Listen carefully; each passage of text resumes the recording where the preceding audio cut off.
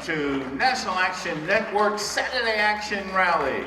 We're coming to you live on WLIB 1190 AM in New York. We're streaming to you across the country on a number of platforms, including Facebook and nationalactionnetwork.net. We are live here in the House of Justice, 106 West 145th Street.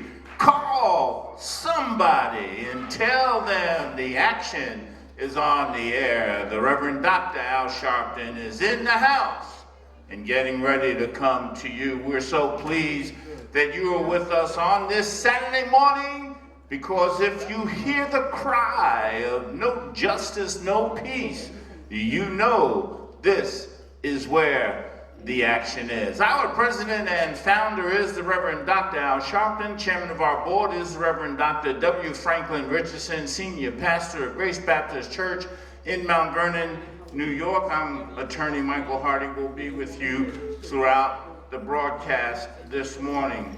We're going to be so pleased today to have with us for our inspirational word, Dr. Carmen J. Walters, president of Tougaloo College in Jackson, Mississippi. We're also pleased today because we're going to have a very special visit from our deputy chairman of our board of directors, Jennifer Jones-Olson. She's the CEO of the Federation of Protestant Welfare Workers, and she'll be here to talk to us about some election issues. Of course, if it's Saturday, our musical director is in the house. And if it's Saturday, our dear sister and coordinator here at National Action Network's House of Justice, Katrina Jefferson, would be here to ask you what's on your mind. But Katrina is traveling today, so Derek Ferguson, our New York State coordinator, will be here to ask you what's on your mind. Of course, the Reverend Dr. Al Sharpton is in the house, so you want to call somebody. Tell them the action is on the air. The Reverend Dr. Al Sharpton is in the house and getting ready to come to you. We always remind everyone that on Monday, October 24th, the NAN Youth Huddle will meet here at the House of Justice at 6 p.m. You want to spread the word and get into the action with our youngest and brightest dreamers of today and leaders of tomorrow. For more information on the Youth Huddle experience, you can call 877-626-4651, or you can email nanyouthhuddle@gmail.com. Of course, today, Saturday, 5 p.m., Sunday, tomorrow, 5 p.m., you want to make sure that you're tuning in to MSNBC's Politics Nation with Al Sharpton. That's today at 5 p.m., Saturday, 5 p.m., and tomorrow, Sunday at 5 p.m. You want to tune in to MSNBC's Politics Nation with Al Sharpton. But right now, brothers and sisters, Dr. Alvin Ponder, the Vice President of the New York City chapter, will be here with some additional information for you. Welcome. Thank you, Attorney Hardy. Good morning, brothers and sisters, friends and neighbors, and thank you for tuning in to another Saturday Action Rally with the National Action Network. Here's some important information to keep you in the know. Listen, student debt relief application launched. Earlier this week, the White House launched the Student Debt Relief Portal. The online application is designed to provide up to $10,000 in relief to borrowers with federal student loans and up to $20,000 in relief to borrowers who were Pell Grant recipients. Borrowers who earn less than $125,000 as an individual or $250,000 as a household in 2020 or year 2021 are eligible for relief. Now, according to the White House officials, the application takes less than 5 minutes and is available in English and Spanish on your desktop and even your mobile device. You can apply for student debt relief at studentaid.gov. Let's spell that out. studentaid.gov. Studentaid, one word, .gov. Loudmouth documentary makes a roar in Chicago. Reverend Al Sharpton, founder and president of the National Action Network, was in Chicago Monday for the premiere of the film at the Chicago International Film Festival, reported the Chicago Tribune. Quote, over the course of 2 hours, viewers watched Sharpton's trajectory from a teenager borrowing James Brown on Soul Train to becoming a face and voice for the civil rights movement for decades. Loudmouth, a documentary that traces Sharpton's activism across the decades, tells the story of a civil rights leader determined to fight social justice. Are you registered to vote? I hope so. And I want you to vote. With the midterm elections scheduled this fall, next month in fact, and the 2024 presidential election just 2 years away, do not sit on the sidelines. Voting allows you to have a voice in local, state, and national elections on issues that matter, such as education, police reform, and safety and housing. You can weigh in and be heard. Welcome to all of you who have tuned in and joined us also via live stream at www.nationalactionnetwork.net and also live on Facebook at National Action Network. If this is your first time joining us or if you're not a member of NAN, we welcome you to join NAN and invite you to join us and get into the action today. For more information and to join, you may visit again www.nationalactionnetwork.net or just call 877-626-4651. Again, that's 877-626-4651. Or just text the word NAN, N-A-N, to 59769. Welcome. All right, thank you, Dr. Partner, for that. Right now, brothers and sisters, Derek Perkison, who coordinates New York State, New York City, and our crisis work here at National Action Network, wants to know what's on your mind. Good morning, Attorney Hardy. Thank you. Good morning, National Action Network. Good morning. Welcome to another segment of What's on Your Mind, where you, the people, provide comments and insight, no thought of NAN, and we bring it out into the open. So please, first up we have Sister Reverend Word. Good day, everybody, and God bless everybody. I'm from heaven, born in Harlem. I'm 71 years old and new. I'm a National Action Network lifetime member. Of course, what's on my mind is Bible scriptures. And initially in Genesis, clearly shows that God gave us the right to choose. It's the right to choose that we still have today. Christ Jesus came to this earth, to the glory of God, to continue our right to choose. God gives us the best advice, the best choice to make, and then we decide whether we're going to make the best choice.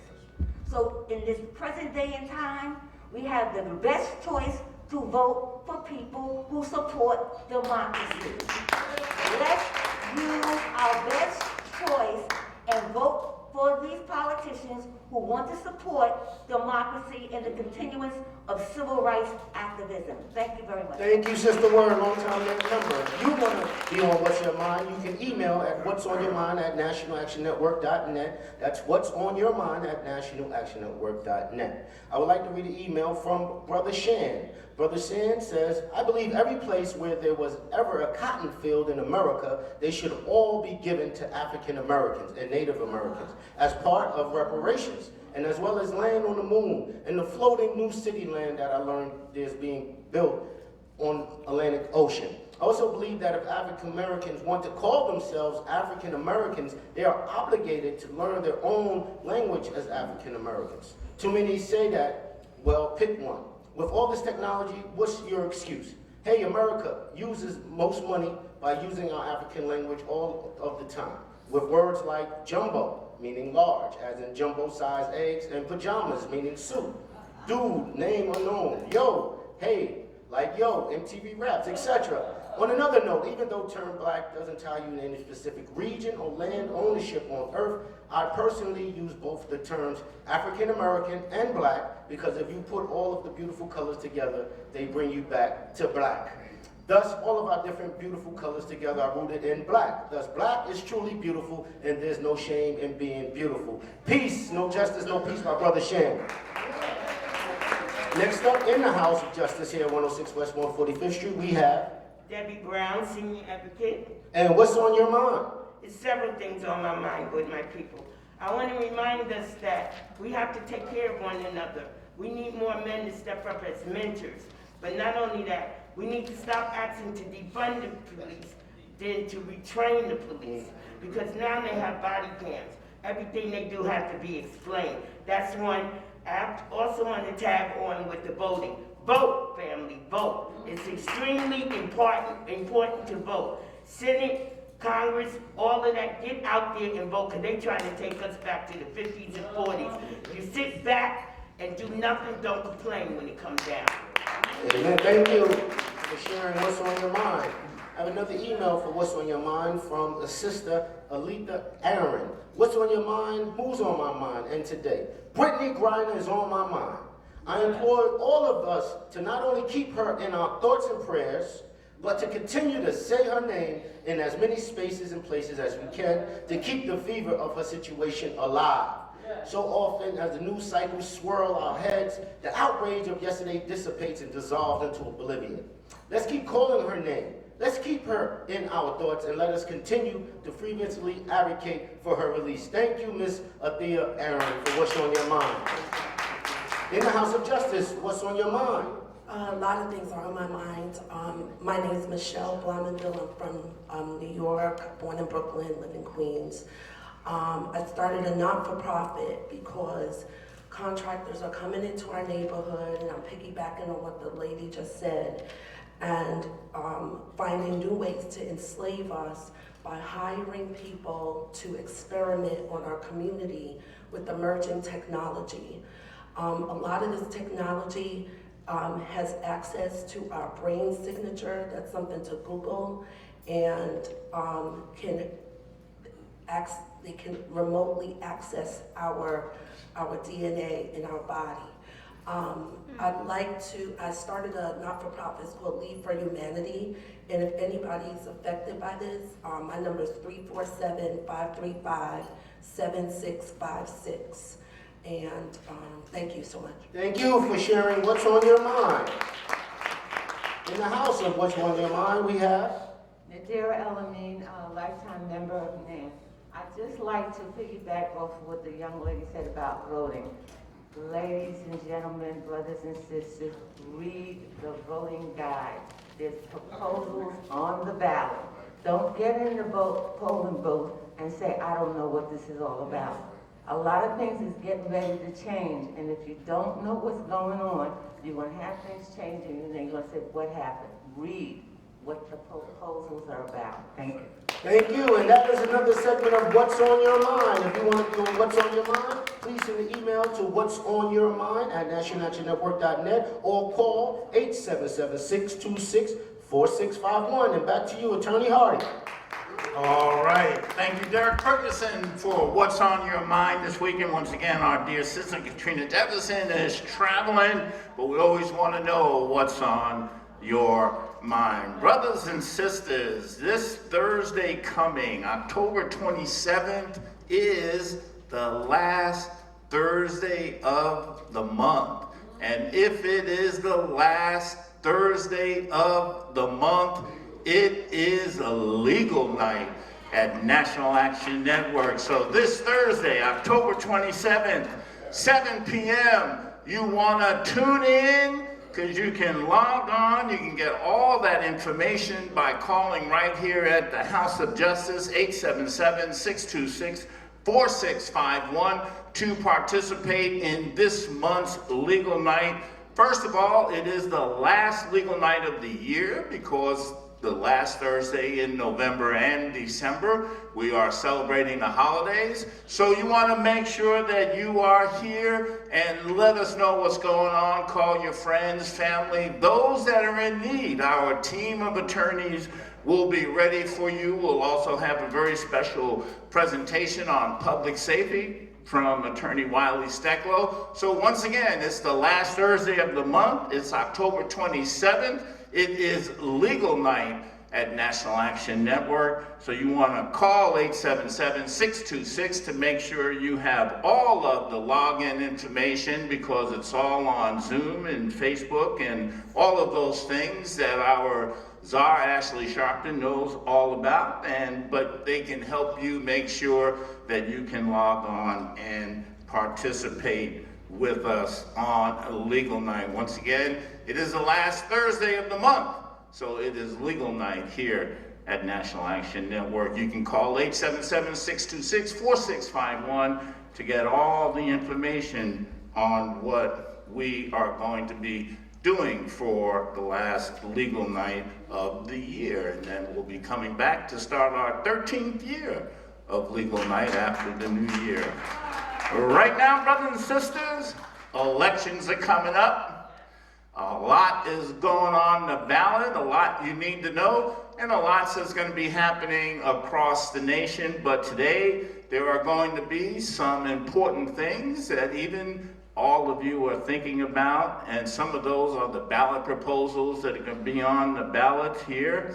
So Jennifer Jones-Ossis, our board member and also the CEO of Federation of Protestant Welfare Agencies, will come and talk to us about these important ballot proposals that we'll be looking at on the ballot. Let's give her a great welcome. Good morning, everyone. Good to be with you all this morning. It's always good to be with you all, and just know that when I'm not with you all, I'm thinking of you and I'm praying with you and I'm doing the work from my part of New York City, Brooklyn, New York. Really good to be with you all. So, Reverend Dr. Ponder talked to you about Election Day. I told you Election Day is coming up.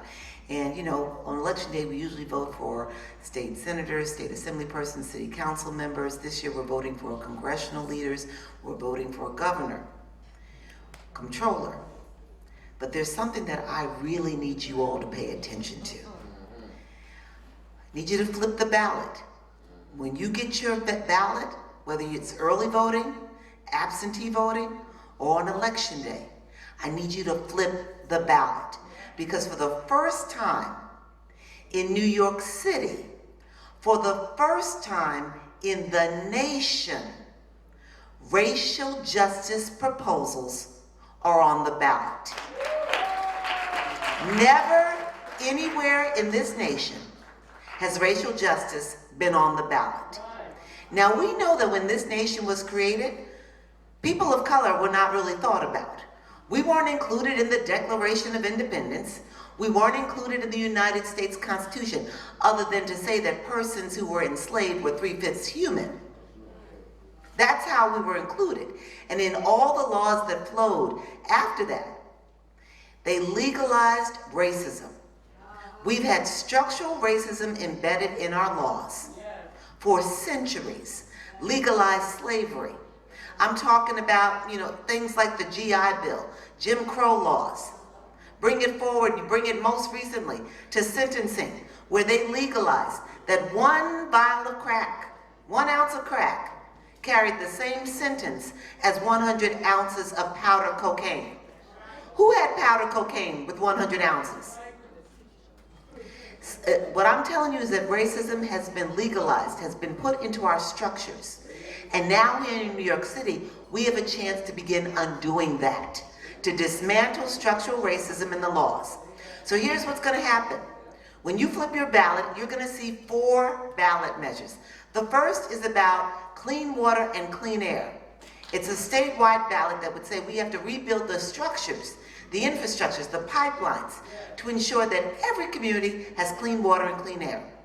The second proposal would add a preamble, a statement of values to the New York City Charter, the New York City Constitution. It would speak to what every New Yorker, regardless of race, religion, who you love, how you show up in this city, has a right to quality education, quality health care, to walk freely in any streets, any neighborhoods, without being over-surveilled and policed. A right to fair and livable wages. It would set forth a statement of values for how all New Yorkers should be treated, and it would be intended to guide New York City government with respect to its policies and its programs. The second proposal would establish in perpetuity forever an Office of Racial Equity under the New York City Constitution, an Office of Racial Equity that would have to publish every 2 years a racial equity plan for every city agency, every mayoral office, looking at all of the data, how they show up and collect our garbage, what communities are over-policed, what our schools look like, and they'd have to establish a plan to ensure that they're bringing these communities, our communities, up so that we have the same access to quality education, health care, hiring and promotion in New York City government that people who don't look like us have. An Office of Racial Equity with a racial equity plan. You hear me? Holding them accountable. And then they'd have to report every 2 years on how they're complying with that plan. So we would know whether or not they're living up to it, and we could take action. The third proposal, it will be the fourth one on your ballot, but it's the third racial justice proposal. You're with me, right? This proposal would require New York City to measure what it truly costs to live here. Let me tell you why that's important. The way that wages are set, beginning with the federal government, the way that they determine who's eligible for child care subsidies, transportation subsidies, housing subsidies, Medicaid, they use a measure that's so outdated. It's a measure that says, listen to me, a measure that says that a family of 4, 2 adults, 2 children, living anywhere in America needs just $27,750 to not be poor. It says, this federal measure says that an adult with 2 children needs just $22,000 to not be poor. What we know, based on data that's been collected, is that here in the city of New York, a mother with 2 young children needs at least $85,000 to make ends meet. In the Bronx, we're not even coming into Manhattan. We're not looking at Brooklyn. A family of 4 needs at least $100,000 to make ends meet.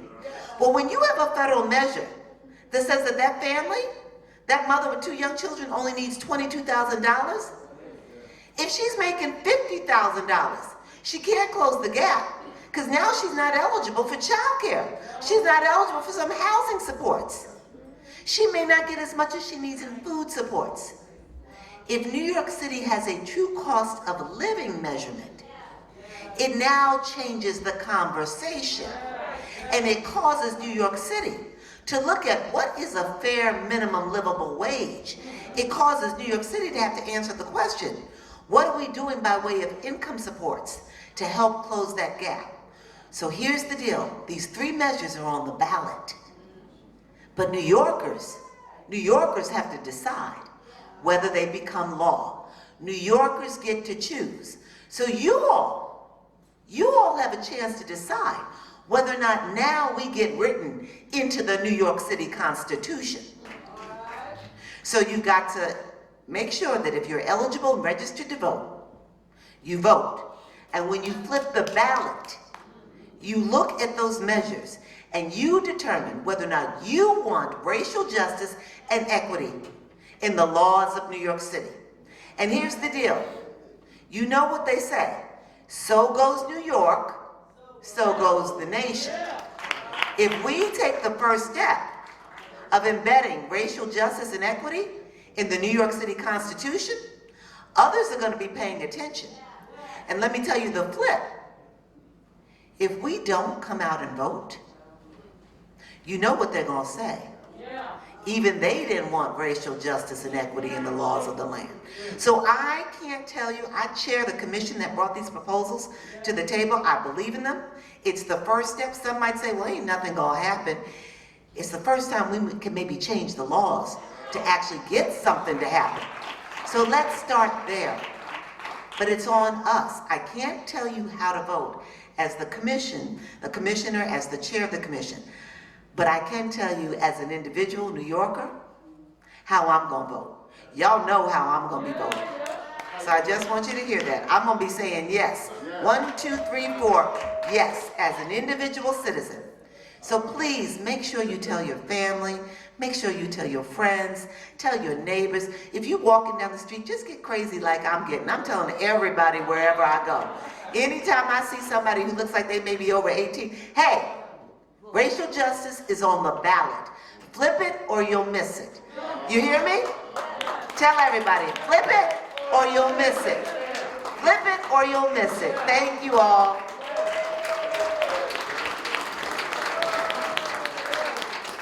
Jennifer Jones-Austin, thank you so much for that report, and voting is so important. Right now, brothers and sisters, our musical director is in the house, and Tisha Hutter is going to give us a special selection. Praise the Lord, everybody. Praise the Lord. How many of y'all are we going to trust God in these times? Amen. Amen. Jesus. 'Tis so sweet to trust in Jesus, just to take him at his word. Oh, wow. Just to rest upon his promise, just to know thus said the Lord Jesus.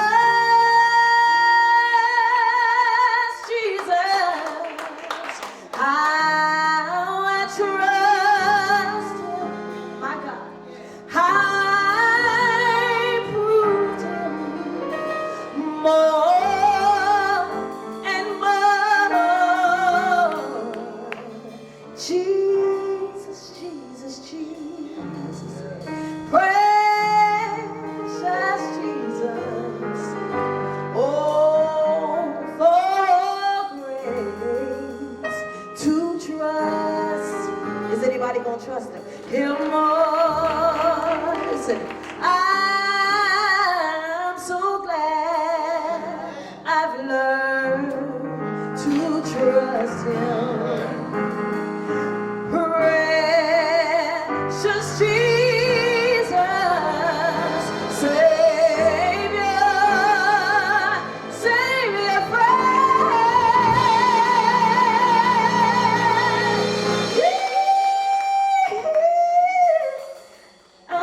so glad that he is with me and will be until the end.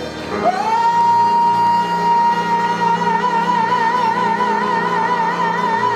Jesus, Jesus,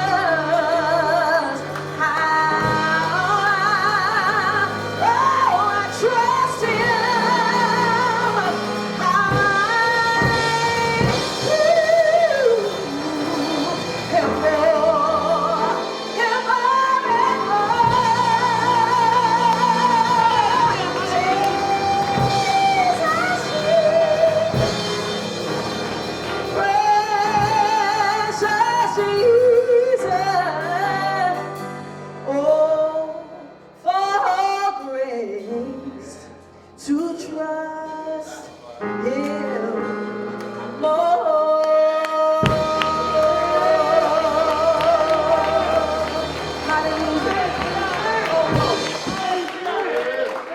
That is Tisha Hutton who gave us our selection, all under the direction of our musical director, Minister Tyrone Richardson.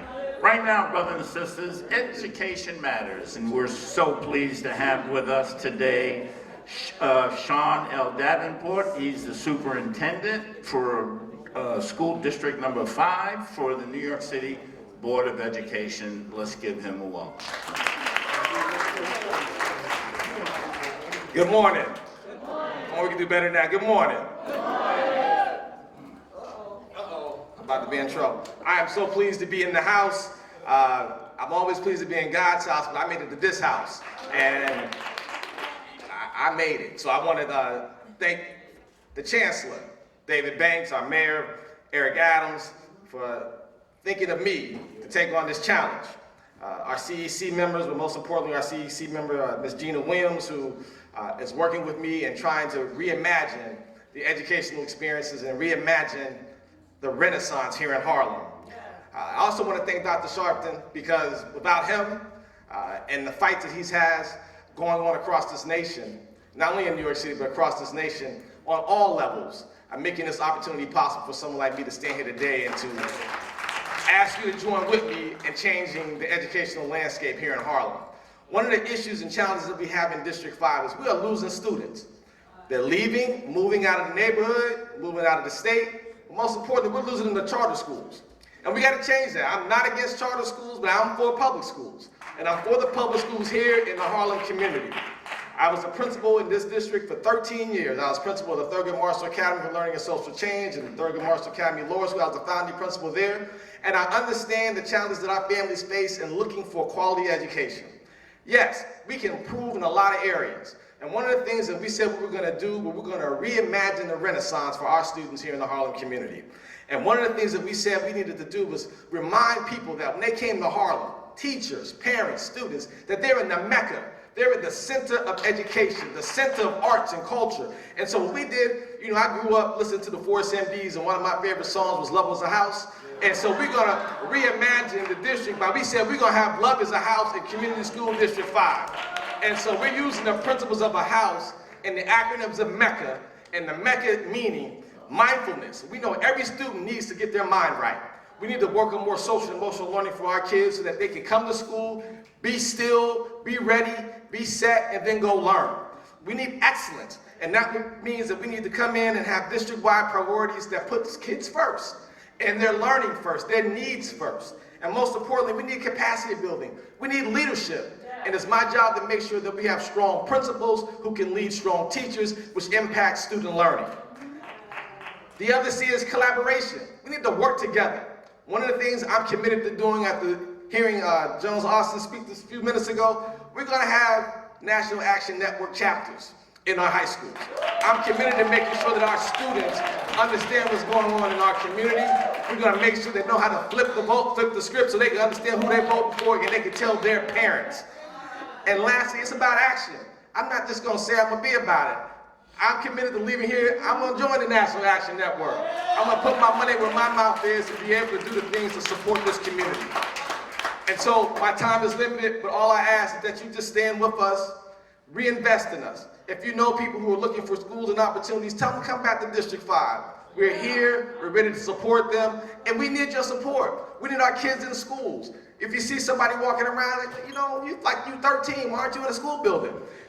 Challenge them.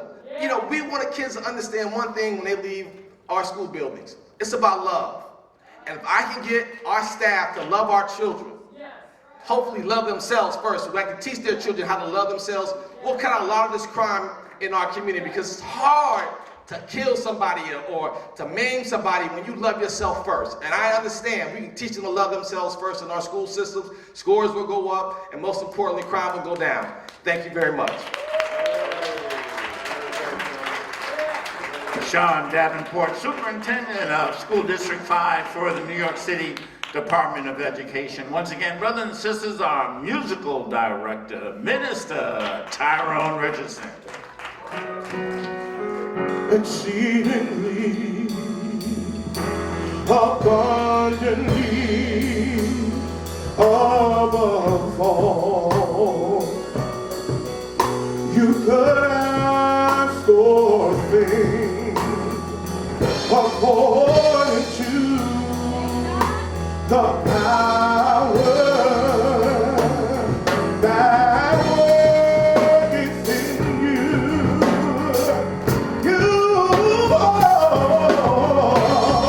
God's able to do just what He said He would do.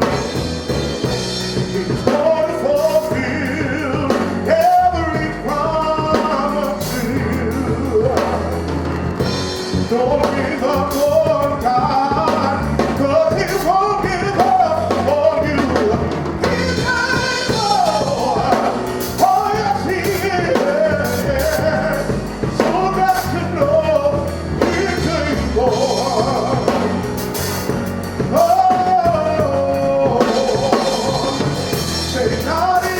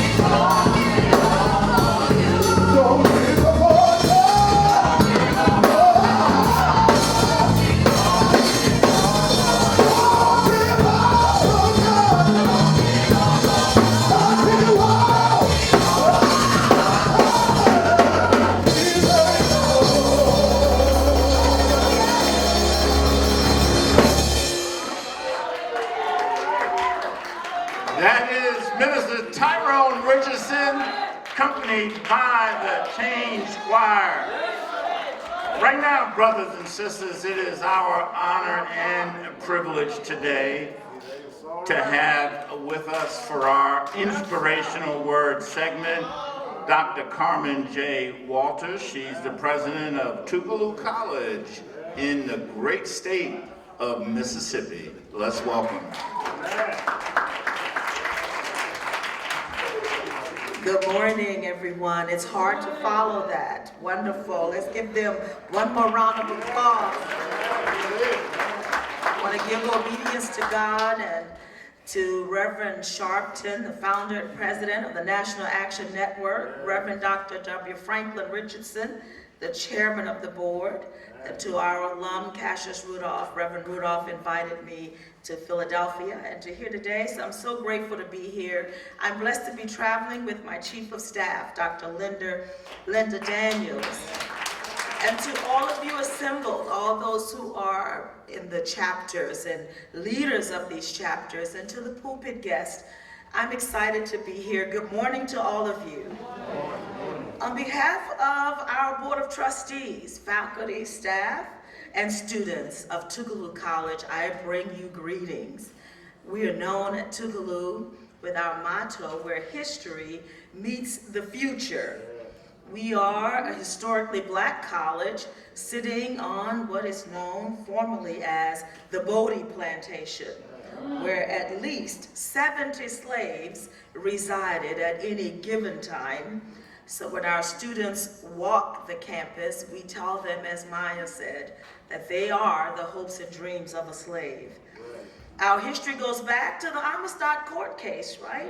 The American Missionary Association helped raise the money to get the slaves back to Sierra Leone and came back to America and started 5 colleges. And Tougaloo was one of those colleges, and the mission, 153 years later, remains the same: to educate those who are marginalized. We are a place that is known as the Mecca of the Mississippi Civil Rights Movement. We were the safe haven for the Freedom Riders and the SNCC organization in the 60s. Tougaloo is Native American for 2 streams that converge: academic rigor and social justice. And that's why it was important for me today to say yes to this invitation. When we think about Tougaloo College, I want you to remember this: 44% of the black doctors in the state of Mississippi graduated from Tougaloo College. 34% of the lawyers and the educators graduated from Tougaloo College in Mississippi. And I want you to know that the first Supreme Court justice, a black man named Reuben B. Anderson, the first and only Supreme Court justice in the state of Mississippi, graduated from Tougaloo College. And if you are watching the January 6th hearings and you're keeping up with the hearings, Congressman Benny Thompson is leading that effort, and he is a graduate of Tougaloo College.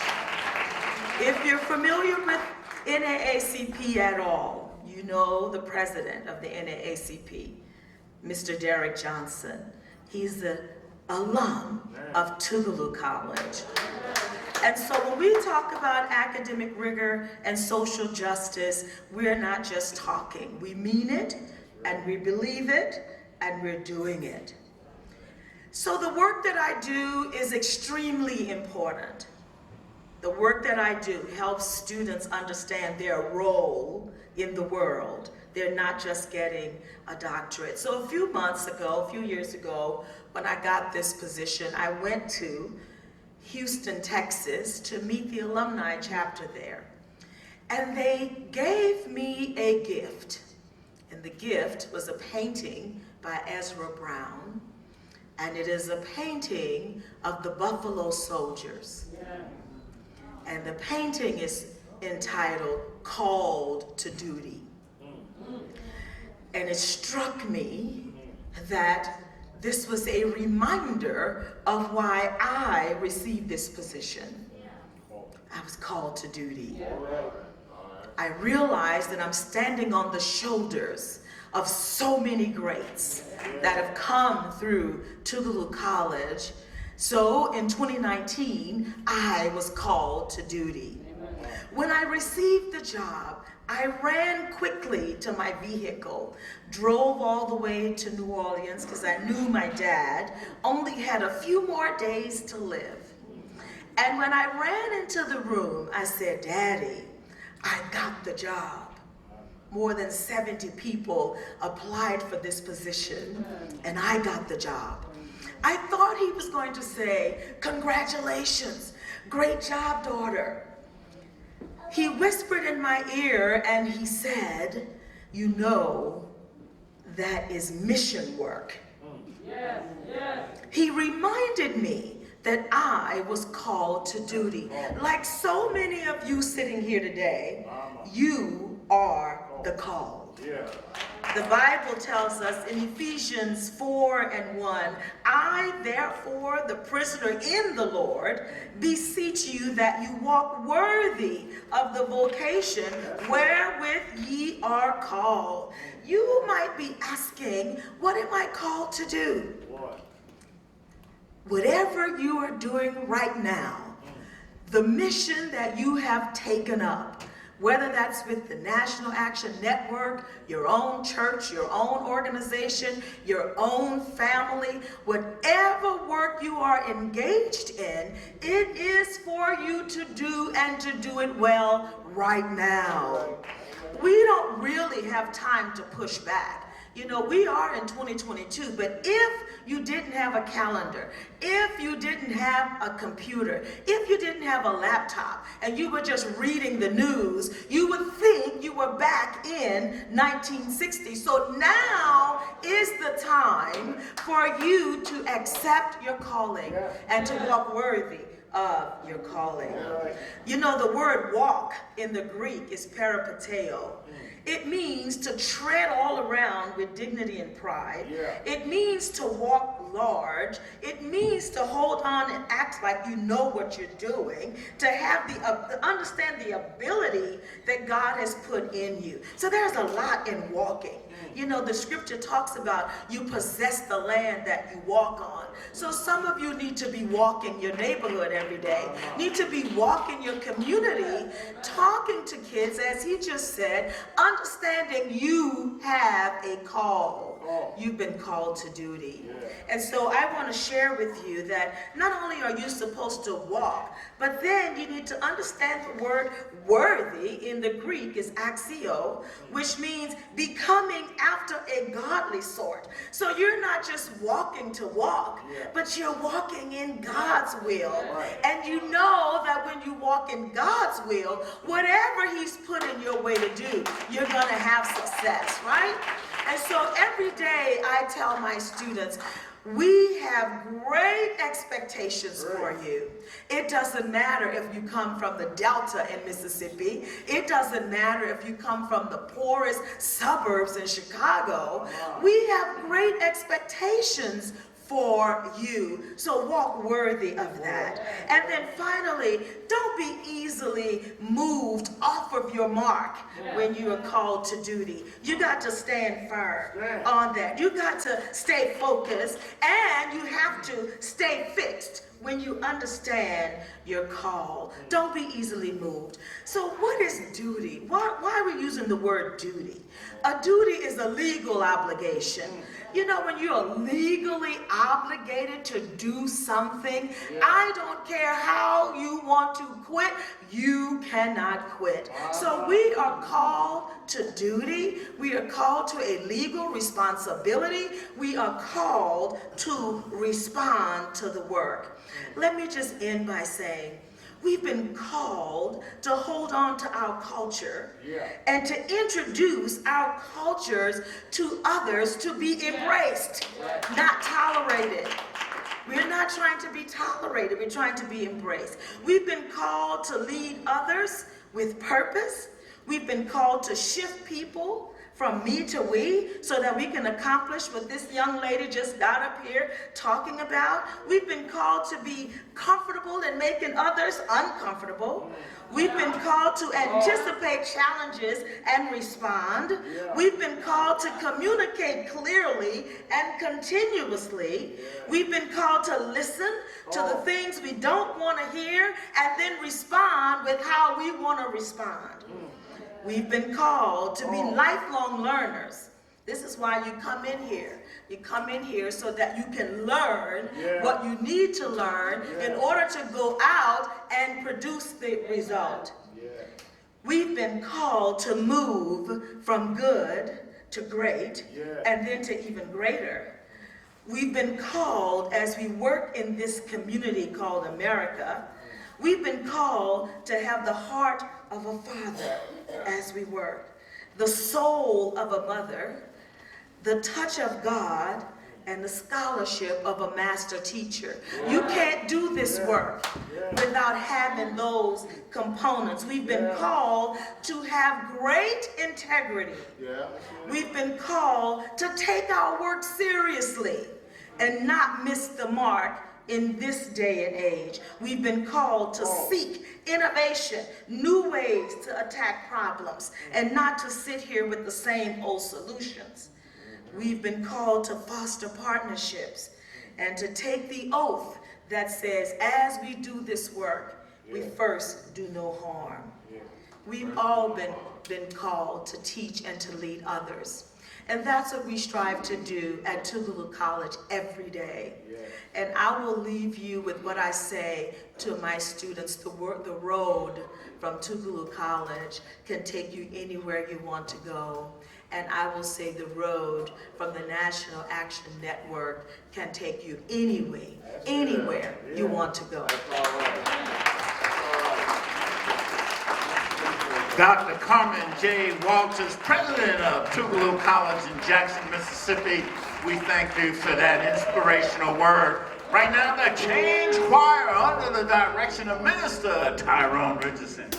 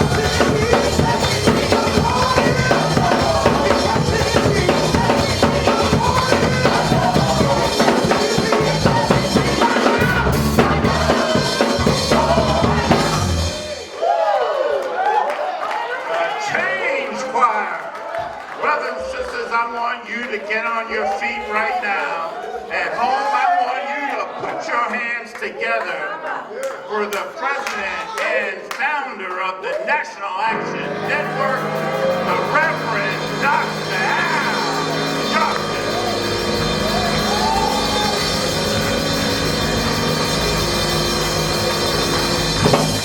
No justice. No peace. No justice. No peace. No justice. No peace. No justice. No peace. What do we want? Justice. What do we want? Justice. What do we want? Justice. When do we want it? Now. When do we want it? Now. When do we want it? Now. Fist bump the person you're next to and tell them you love them. Never give up. And never give in. Change the world. Keep it how it is. Trouble and trial. All that's the way. Oh, God, on our side. Nothing but blood. Oh, Lord, the reason. From better days coming. Change will come. Change will come. Change will come.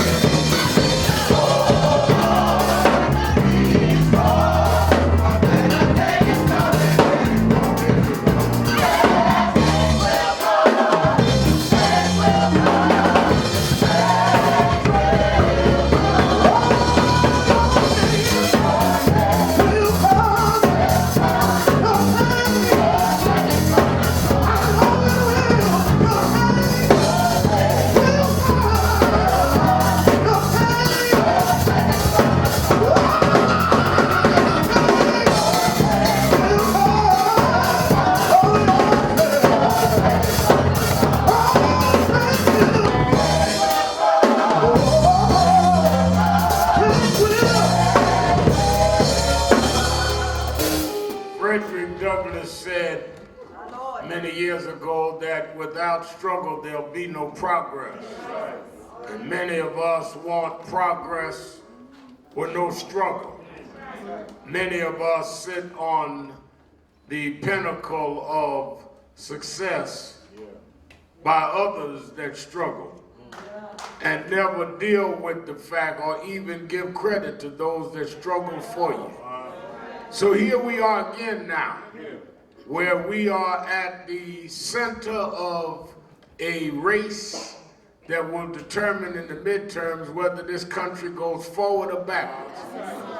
And maybe we had to come to this point to remind some of you that sit high and look low, that struggle is required.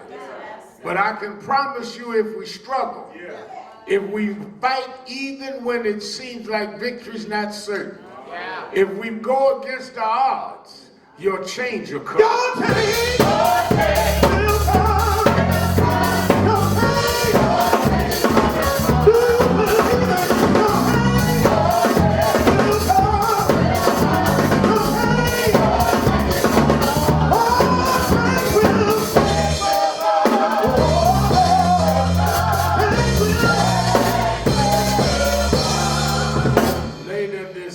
after doing my television show, I'm headed to Atlanta, Georgia to preach in the morning.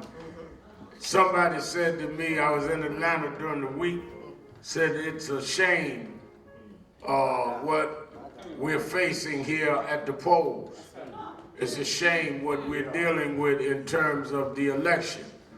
I said, well, if you look at it in real time, it might be a shame.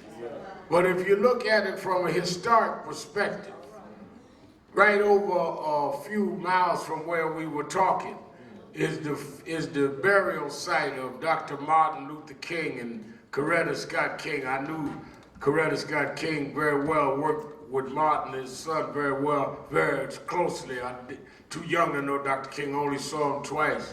I said, but what I would imagine is that in the days of Dr. King, they struggled against Lester Maddox, a segregationist governor, struggled against others. I said, at one level, we in a real pickle But at another level, when Dr. King was alive, we couldn't have imagined a black senator, pastor of his church. We couldn't imagine a black woman on the precipice of being the governor of the state of Georgia. We come a long way in a little bit of time. If y'all do your job like he did his job, your change will come.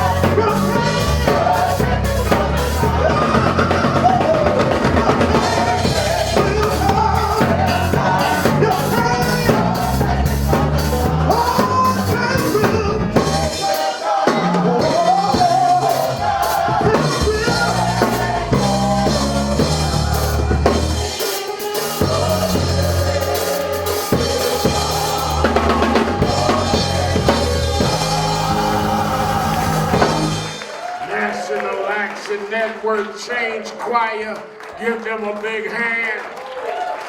Give them a big hand. Certainly we're happy to be with you another Saturday morning for the Saturday Action Rally. For you that are here in the House of Justice in Harlem, 106 West 145th Street in the village of Harlem. And for you that are listening live on 1190 WLIB AM in New York or watching us around the country and various platforms, we're happy to be with you another Saturday morning to give our report on where the action is. Give a hand to our presider, Attorney Michael Hardy. Certainly our musical director, give a hand, Minister Tyrone Richardson.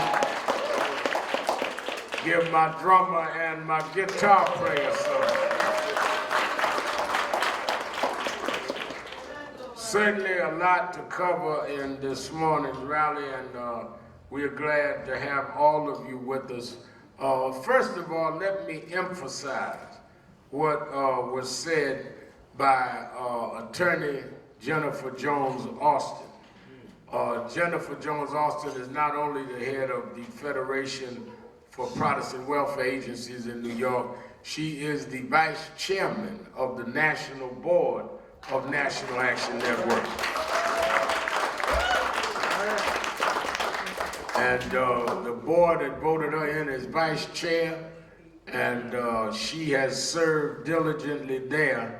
And for you that don't know, and I don't know who that could be, she is the daughter of my mentor and pastor who brought me literally into the movement, Reverend Dr. William Augustus Jones.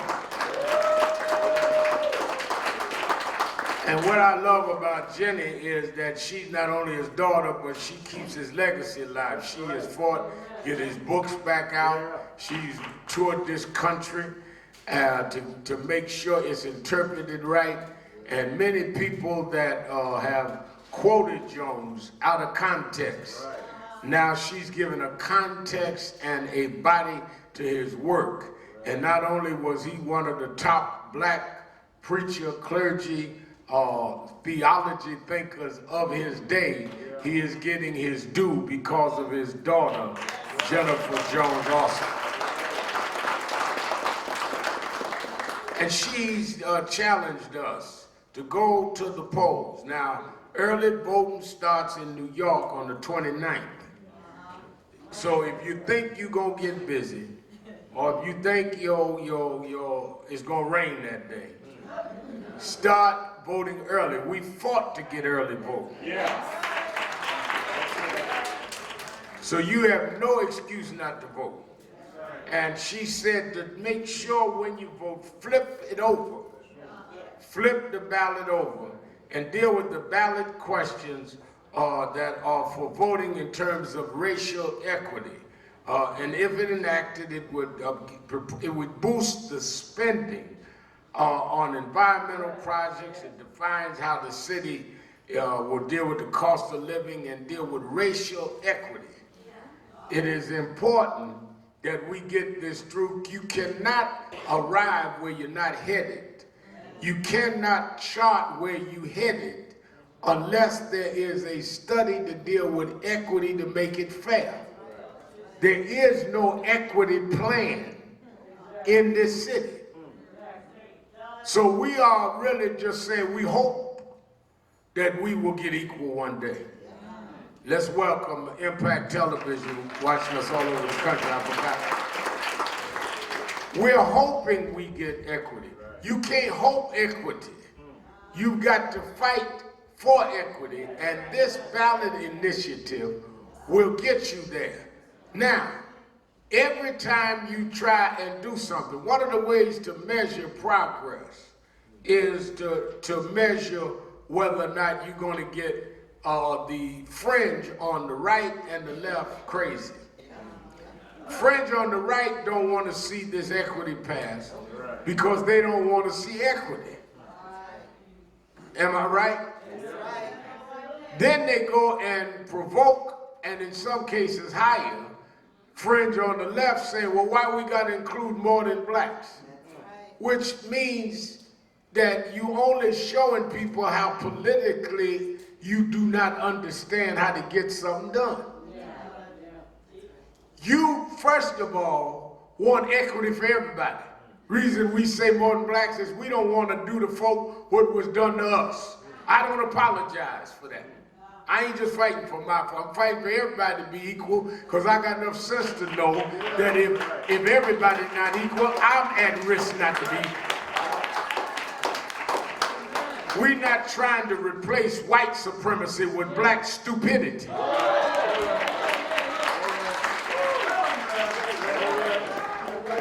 Amen. Second of all, you need everybody to vote for you. How you gonna tell, well, we need to have this, we need to have that? Well, who gonna do it if you exclude them from everything? So let us be real clear. This is equity across the board. Blacks will definitely benefit because we're the ones disproportionately unequal. But we are not disproportionately ignorant. Negroes be calling up radio shows talking about why everybody on there, I want something black. You're gonna get something black if you learn how to work and get something done. I remember when Barack Obama was president, people come telling me, give a hand to Floyd. George Floyd's brother, Terrence Floyd, is in the house. George Floyd's birthday was this week. And of course, I got my man always standing there making sure that I'm here, stand up from the Central Park 5, my younger brother.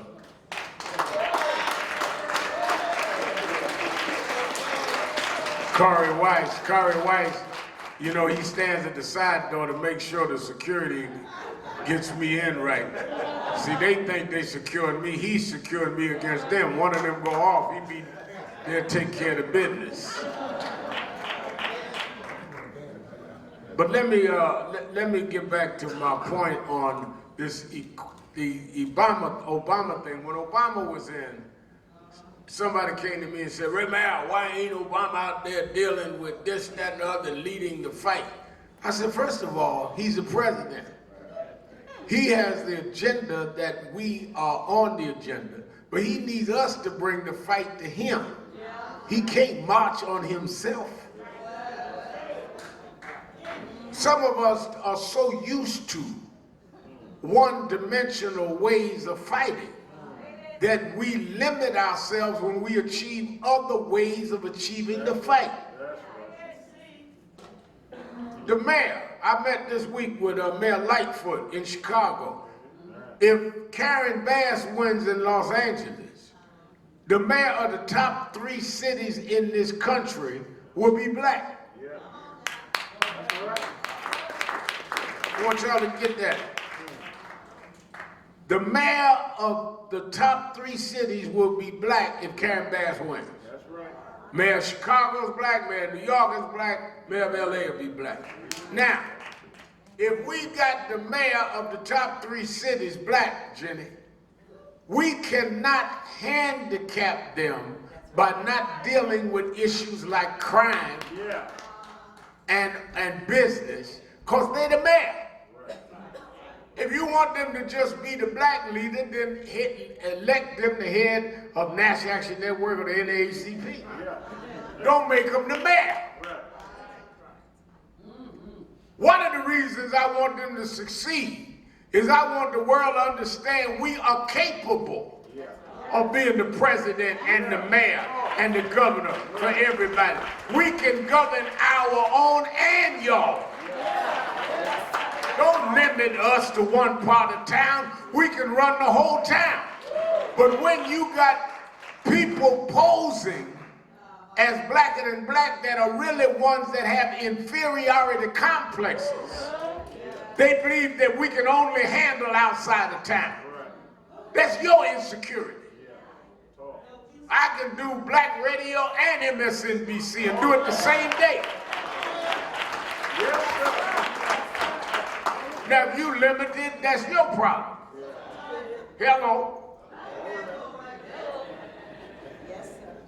So I want us all to vote on this equity. Because we deal with equity, that is the real drive and goal that we need to deal with. A lot of us talk about equality, don't talk about equity. And you can't get equity without measuring, and you can't measure without having this through. So this is one of the most important and significant initiatives that we could have. So flip the ballot. Don't go there now to vote and say, I don't see the equity thing on the ballot, Reverend Sharps. I'm telling you now to flip it. Like y'all play lotto, flip it. I figure Jenny didn't say that, I said that. I'm trying to bring it home to some of y'all. I don't know much about lotto, but I grew up, they was playing numbers.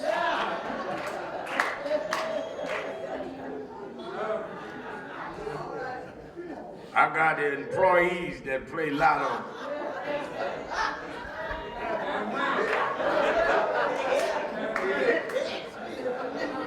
If they hit, just come to Saturday morning, bring me the offer. I'm not going to tell you whether or not to play, but I'm going to tell you if you hit to pay if you play.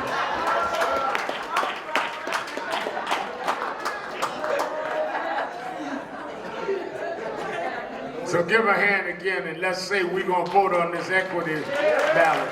Jennifer Jones Austin. I'm also glad to have with us one of our real strong brothers, comes out the movement, young pastor extraordinaire. I've known him and he's been a profile of what a minister in the next generations ought to be. Give a hand, Reverend Cassius Rudolph. Stand up, Cassius. Give him a big hand. And now, Cassius, I've known he's been one of the people that have worked with me and Reverend Jackson and all. And I thought, Reverend, that Stephen Marshall, I thought Cassius was on my side. He said he wanted the president of Tougaloo to be able to say something on all our broadcasts. Yes. And spend some time with us. But he didn't tell me she was coming up here to be a candidate for the president of National Action Network. So I was in the back calling Derek Johnson and say, get her back down to Tougaloo. Because she had nerve to take a text, went into Ephesians 6. She can preach a little bit. Gave you the history and then closed on us. Give her a big hand. President of Tuvalu, Dr. Carmen Walters. Give her a big hand. Give Dr. Walters a big hand.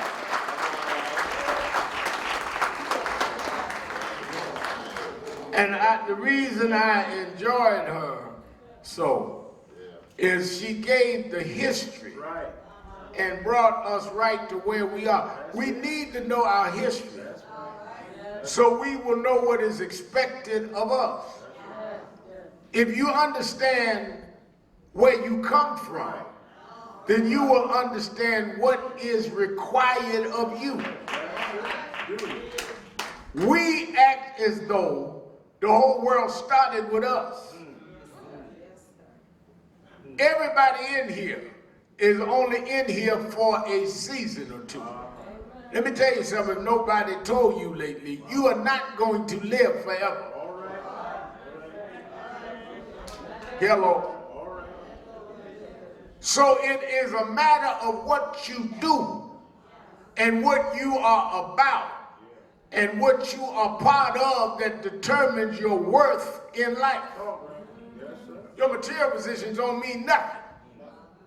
I say all the time, Cash heard me say it, I am tired of preaching funerals for unproductive Negroes. I don't even do it no more. Schedule and ask me, so-and-so died. Good, give them some flowers. Because I am not going to get up lying for you when you die. Oh, didn't the community lose? No, we didn't lose nothing if you ain't done nothing. Won't we miss him? No, we was missing you while you was here. You was always missing. When she ran down, how Tougaloo started and who it produced, the legacy of Tougaloo is from its founding all the way now to Congressman Thompson. That is the legacy. Other institutions, educational institutions, colleges in this country may have bigger endowments, but they don't have deeper history.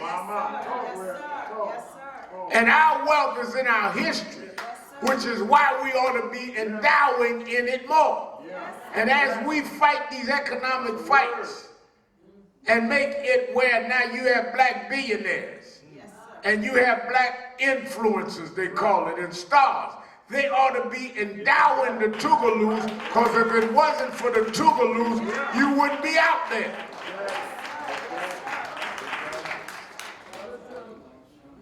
So I really loved how she brought that history in. I was at Morehouse College, and they inducted me into their hall with an oil painting we put up on social media. And one of the things that it was an honor to me because it's Dr. Martin Luther King Chapel. They just rededicated it and spent a few $1 million redoing it. And Andrew Young was there one day. I did the rededication sermon the next night. And one of the things that really I was dealing with there on the campus, Dr. Walters, is Dr. Benjamin Mays buried outside. And Martin Luther King went there. All the way to now Senator Raphael Warnock that's running, he went there, and Reverend Michael Walron and Lamel McMorris and on our board, and many of our people, Delman Coates, many of our top preachers.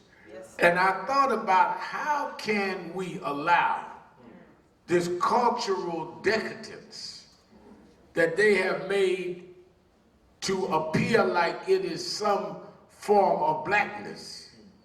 How can we let them take away the appreciation of who we are from our young folk? Yes, sir. So one of the things I said during the sermon or the speech that night is that we cannot allow our children to feel it's all right to be mediocre. All right.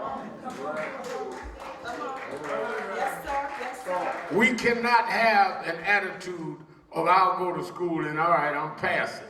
You need to be more than passing.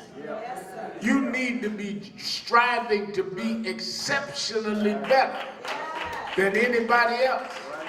But when you have a culture that dumbs you down,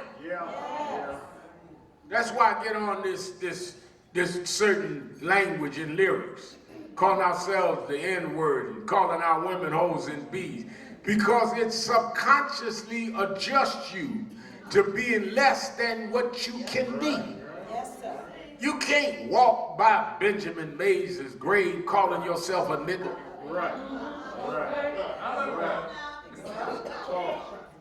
But that's where they got you. And then tell you to don't talk to your elders. Well, that's old school. Well, then what is the new school? There is something regressive about going from James Brown to Kanye.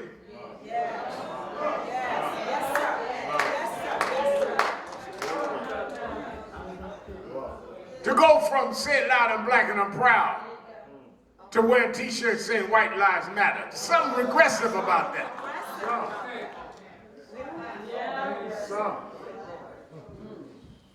And if we don't confront it, it will be normalized in the psychology of our young folks. They love to call out folk, but they can't handle being called out.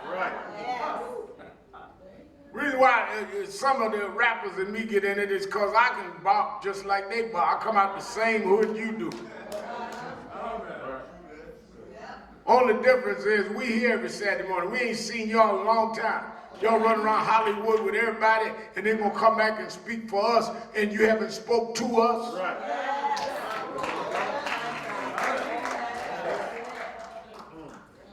A studio activist. Get in the studio and talk smack. Talking about I'm talking for the people. You ain't talked to the people in years. You've been hanging out with your Hollywood white donors and underwriters.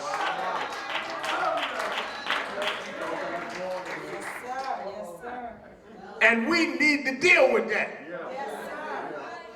I don't care what you want to support this or support that, I got that.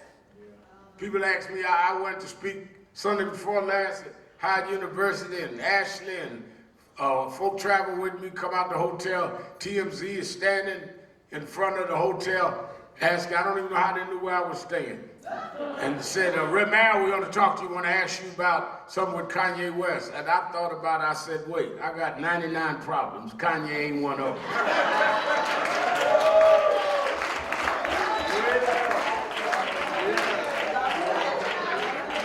I'm not going to get in this back and forth to reduce what we got to do to argue with somebody who admittedly got challenges. But I am going to stand up for a lot of y'all that get out here fronting and are maneuvered and manipulated by people to be against the interests of your own community. I remember when I came out, Dr. Rudolph, with saying we need to take and stop this N-word and ho and me, and some of the executives in the rap world got mad. We got an Oprah show. This is when Oprah was still on the daytime. Had a debate about it. And then they gonna call a meeting and have a meeting with me to challenge me. And they had a meeting at one of the white executives' house on 5th Avenue. For you who watch around the country, 5th Avenue is where the rich folk live and stuff. And I go to the meeting, there's about 10 of them there, hip-hop giants, and the white executive, and Rep Al this and Rep Al that, and you don't know it, and you don't understand that. And I said, let me explain something to y'all. First of all, y'all ain't in the neighborhood no more. Y'all know what you're talking about. Second of all, it's a matter of our self-esteem and self-respect. One of them jumped up and jumped right, you know, I used to, when I was a kid, hang around Muhammad Ali, and he used to fight with the rope-a-dope, and they didn't know I was laying on the ropes waiting for whatever dope was going to jump up. And the dope jumped right up, said, "You understand, Rev Al, we got free speech. We got the right to say what we want." I said, "You got free speech?" He said, "Yeah, we got free speech." I said, "No problem. Go in the studio tomorrow and cut a record against Italians calling them names, or Jews calling them names, or Irish calling them names, and see how much free speech you got."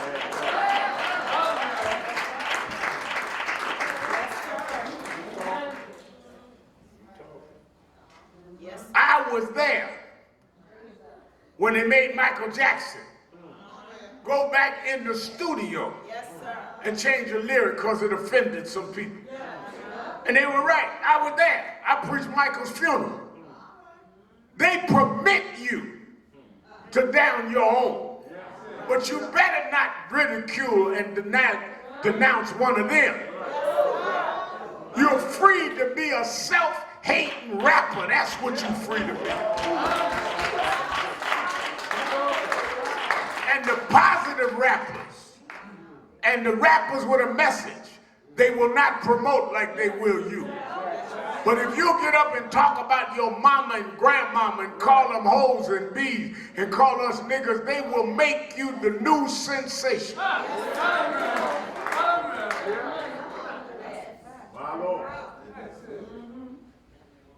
And that's why it's important that we have people like Dr. Walters remind us of our history. That's right.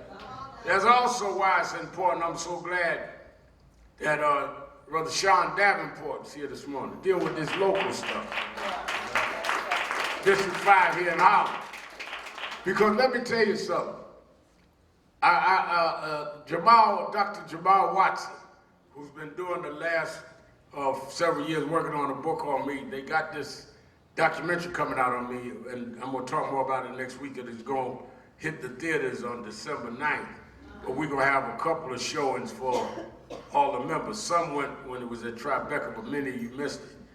And part of the story, Dr. Davenport, that I like to tell people is that when my father left, and we had this nice house in Hollis, Queens, and Cadillac in the garage and all that, we lost all of that. Daddy abandoned us, he cut the lights out. And my mother, who never got past 7th grade in Alabama, come to New York, had me and my sister. My mother never let us get away with our studies. When they cut the utilities off, because Mama couldn't pay the utilities bill, my mother taught us how to do homework by candlelight.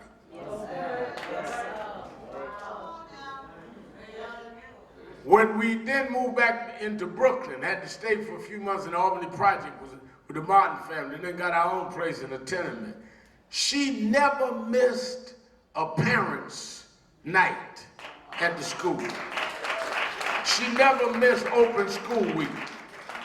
You are never so poor that you can't stand by your children's education. You don't get that poor. And my mother was on welfare, food stamps, and did domestic work.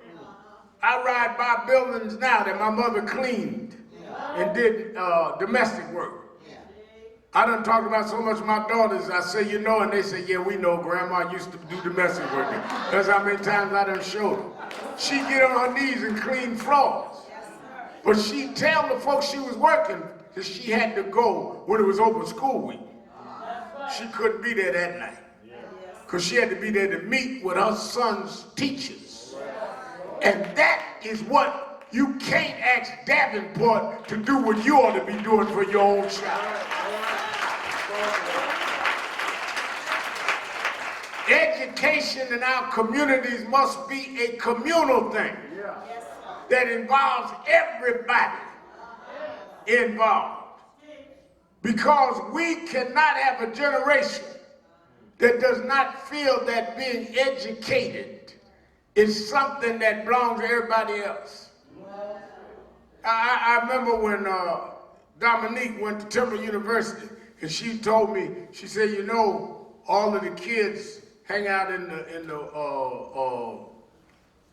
our section of town, I'll put it that way, in Philly, say acting, going to college, going to Temple, and all that is acting white.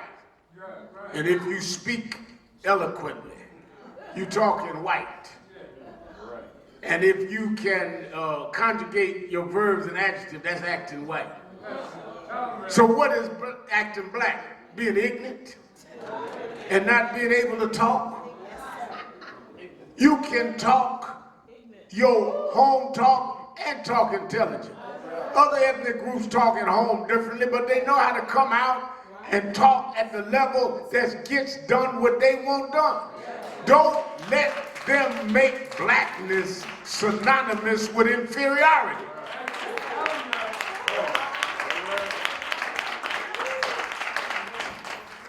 Every generation of blacks, including those that were legally forced into being illiterate, were glorified being less than intelligent. We found a way to outthink even the slave master.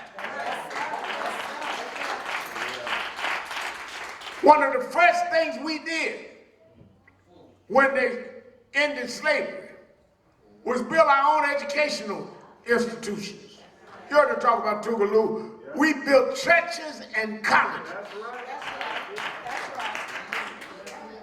We didn't build a club to go to do the boogie woogie. We built churches and colleges. Because an enlightened people can never be enslaved. Yeah. Why do you think the first thing they did after changing our names was make sure we couldn't read and write? And not only was it against the law for us to read and write, I mean against the law. This wasn't a custom. This was the law, Terrence Floyd. Not only was it against the law for us to not read and write, they would prosecute and harm whites if they caught them teaching us how to read and write. If you read stories of Frederick Douglass, and one of his master's children taught him how to read, they had to do it at night in the dark, because they would have been hurt and possibly killed if they knew they was teaching young Fred how to read. So we had to fight against being forced into illiteracy, change the laws on illiteracy, and now we get in the 21st century in Harlem and got our kids thinking it's white to learn how to read? Or that it's acceptable that he doesn't have the resources that other districts have? We ought to be up in arms and back him up. Why do I say that? I go to speak at some schools, 800 students, 1,000 students, 5 parents show up to PTA meeting. You ain't that busy. You're home watching Raising Cain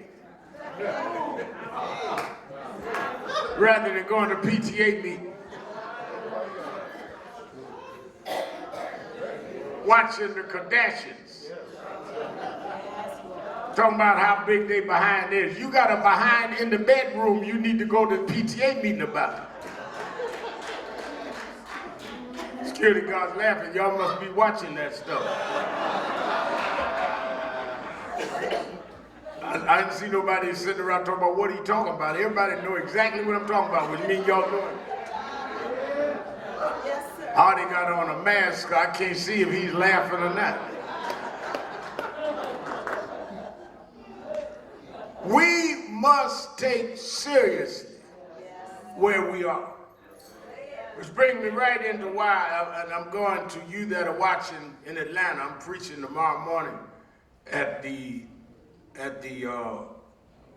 Elizabeth Baptist Church, Elizabeth Baptist Church. I'm preaching 7:30 service, 9:30 service, and 11:30 service. And then meeting with some of the community members, we're trying to get to turnout in Georgia on the midterm. Let me tell you something. We have in Georgia a black woman running for governor, Stacey Abrams. We have Reverend Senator Raphael Warnock running for re-election to the Senate. In Florida, we have Congresswoman Val Demings running against Rubio. In North Carolina, we have former Supreme Court Judge, State Supreme Court Judge Beasley. Y'all seen her on my television show, running for the Senate. We got in Maryland running for governor, Brother Wes Moore.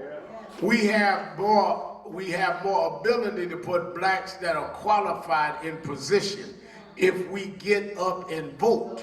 Yes, sir. Yes, sir. I'm not telling you who to vote for, but I'm telling you what the opportunities lie. Yes. If we get up and vote. And let me tell you something, people not only died to get you the right to vote, we had to work since then to keep the voting protection on. And they are chipping away at it every chance they get. Shelby versus Holder, 2013, they went and took out pre-clearance. Right. Now they're coming back, trying to take out Section 2, which would deal with gerrymandering. They are stripping away your right to vote. People would not be taking something from you if it was not of value for you. And God, you run around talking about, I don't see what voting do. If it wasn't doing nothing, then why are you sitting around waiting on your Social Security check? Why are you sitting around getting unemployment? Yes, sir. Why are you dealing with minimum wage? Voting got all of that. Civil rights ain't done nothing. Then you go have your seat in the back of the bus. Yes, sir. Yes, sir. Yes, sir. You take advantage of what people fought for and then act like it was nothing. You enjoy a life that your grandparents never thought they'd see. And got the nerve to be ungrateful. Yes, we got a lot more we need to get. Yes, we're not finished yet. But at least give credit to those that brought us this far.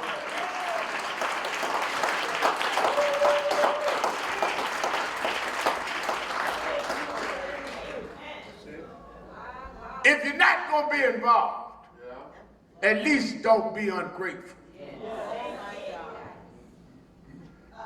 And the ingratitude is unpardonable.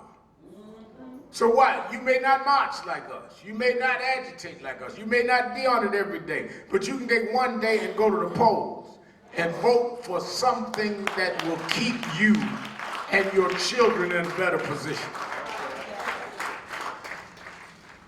Talking about lotto, it's a shame when you can see longer lotto lines than you can see election lines. I heard they ain't gonna let them bring me no water. Ain't nobody brought you no water on the lotto line. Ain't nobody brought you a sandwich while you were waiting to put your number in.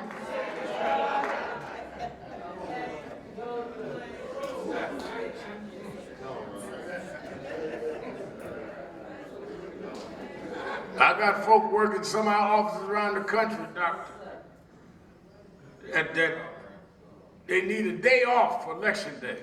Okay. But they can find a way in between coffee breaks to put their lotto number in.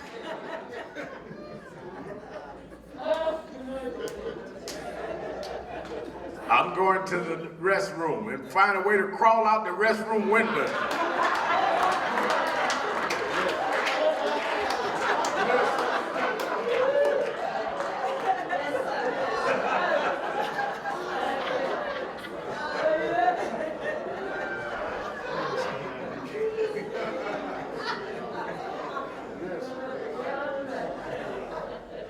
That is why I like,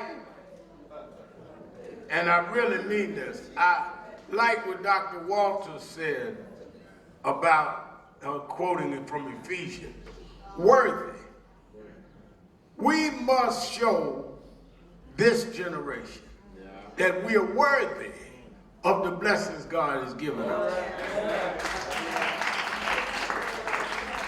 We went in 50 years from Martin Luther King killed on a balcony in Memphis to Barack Obama and Michelle Obama on the balcony in the White House.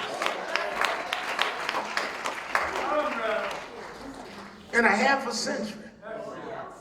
We went all the way from them killing the dreamer to making the dream happen anyhow. Yes, sir. Yes, sir. And we've got to show we're worthy of that. That's what tripped up the Israelites when they got out of bondage. They got in the wilderness and forgot the struggle that got them out. And they started worshiping graven images and worshiping materialism and wanting trinkets rather than freedom. And what was a few-month journey to the promised land took them 40 years. Why? Because they got lost in the wilderness. And what has happened, Davenport, is we have a generation of lost Negroes.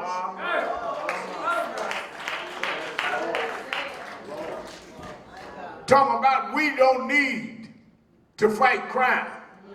We need to just reform the police. We need both. Nobody fought more police reform fights than we had. But that don't mean I'm not going to say something about you getting on subway tracks, pushing people in front of trains. All black lives matter to me. I got black women scared to walk the street. And you're going to tell me don't talk about it. We must have enough self-esteem to show we're worthy to do both. That we can handle crime and bad cops at the same time. I did the eulogy at George Floyd's funeral, and 2 weeks later did the eulogy at a 1-year-old boy killed in the hood in a crossfire between gangs. We can talk about both of them. Are you worthy? And everybody sitting at the table ain't your family and ain't on your side. Let me tell you something. When you see the Last Supper pictures and you see Jesus sitting in the middle and they got the disciples and everybody talk about that's the Last Supper and all of that. Don't forget that Judas was sitting at that table.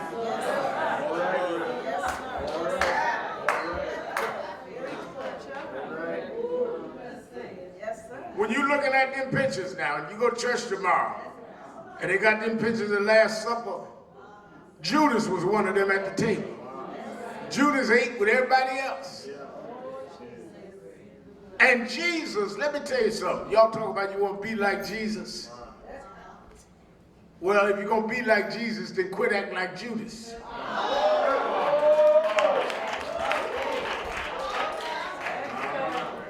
Judas sold Jesus out for some pieces of gold. And he got so trapped in his guilt, he didn't even enjoy the gold he sold out for. And let me tell you, if you really want to be like Jesus, you understand these trifling betrayers. If you read that scripture, Reverend Marshall, at the end of the supper, Jesus took his, they say he took his loins off, girded his loins, he took it off, and got down and took some water and started washing the feet of his disciples. And they talk about how Peter said that I'm not worthy for you to wash my feet. And Jesus said it's the servant. He showed them his last thing he showed them was the servant. Problem we got now in the movement, Cassius, is everybody want to be celebrities and don't want to be servants. They want to be all over social media as celebrities rather than servants. They want to be on Instagram and be instant celebrities, posing to be chosen, rather than standing for something. If you want to be big, be a big service. And to serve means you got to do things that may not be comfortable. Because the Bible tells me when Jesus got down and washed their feet, he even washed Judas's feet. A lot of preachers miss that. How can you know Judas gonna betray you and wash his feet anyhow?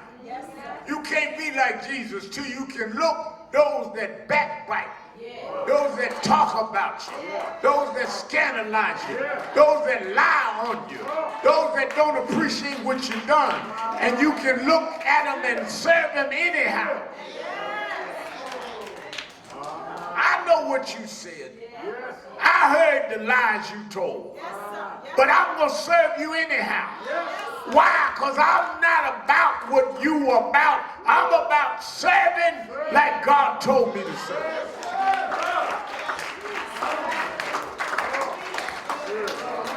But remember, how could Jesus wash the feet of a guy that was betraying him? Well, the reason you could do that is, first of all, what is the guy doing? The guy gonna sell me out.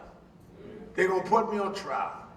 They ain't even gonna give me due process, because I'm not even gonna have an attorney there to plead my case. The crowd gonna turn on me. The same crowd I fed with 2 fishes and a few loaves of bread. Same crowd that yelled Hosanna when I was coming in Jerusalem. Same crowd that was there when I made Bartimaeus' eyes open. Same crowd that watched me go by the man that was laying by the side of the pool of Bethesda, and I gave him strength. Same crowd. They gonna turn on me. But I can take the crowd turning, and I can take not having a lawyer. Because the one thing they can't do, they can sentence me to death, hang me on a cross, kill me on Friday. They are in charge of the crucifixion, but I'm in charge of the resurrection. If you know that no matter what they do, they can bring you down, but they can't keep you down. If you serve, God will rise you up in the presence of your enemies and make your enemies your footstool.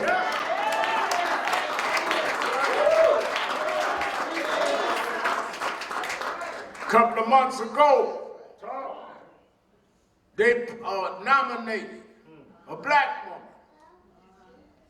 Ketanji Brown Jackson, put her on the Supreme Court. President Joe Biden invited some of us to be there. And we were in the middle of National Action Network's convention. And I said, no, I can't miss this day of history. Reverend Jackson was here at the convention. And he said, Al, you can't leave your convention. I said, no, I gotta go. He said, well, we go down there, and I will never forget. Some of y'all saw this on my social media. We took the train down. His aides and mine and all of us. And we got out at Union Station in Washington. And they had a wheelchair there for Reverend Jackson, because with Parkinson, some days he can't walk well. And I never forget when we got to the White House to go sit out in the Rose Garden to watch this nomination, that I got behind the wheelchair and helped wheel in Reverend Jackson.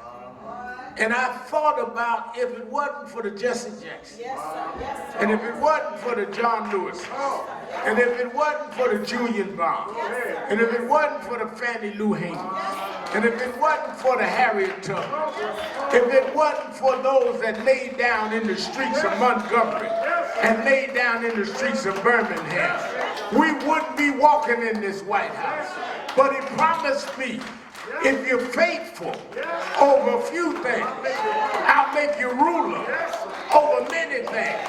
I come to help wheel in one of those that made it possible for a black woman to stand on that stage and join the Supreme Court.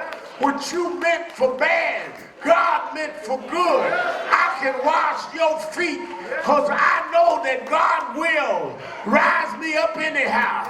That's why don't you get discouraged. Don't you turn around. God will give us the victory. God will give us the victory. Donald Trump can talk all he wants. He hurt us, but now get ready for the resurrection. God will, God shall, God has, God must make a way out of no way. He walks with me. He talks with me. He makes a way for me. God is still on the throne. Yes, he is. Yes, he is. Yes, he is.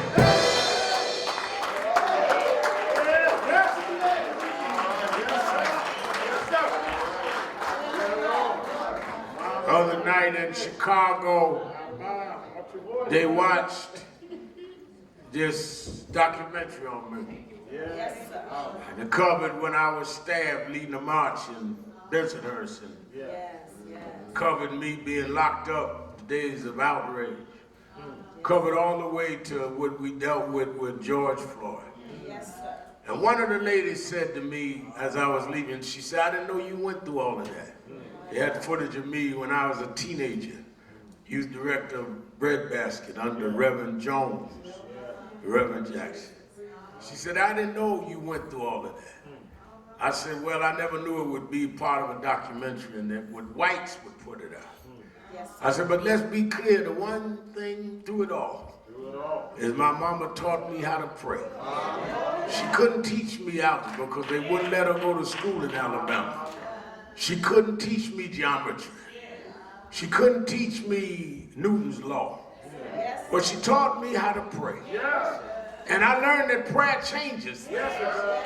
And I prayed through those jail nights. I prayed through those hospital beds. And I don't care whether the documentary makes awards or not, I know in my heart I never would have made it. I wasn't that smart. I wasn't that slick. I didn't come with that pedigree. I didn't come with that background. I never would have made it without him. I would have lost it all. But now I see. That's why I don't care about the big shots when I meet them. Now I see. You were there for me. I'm stronger. I'm wiser. I'm better. So much better. I never would have made it.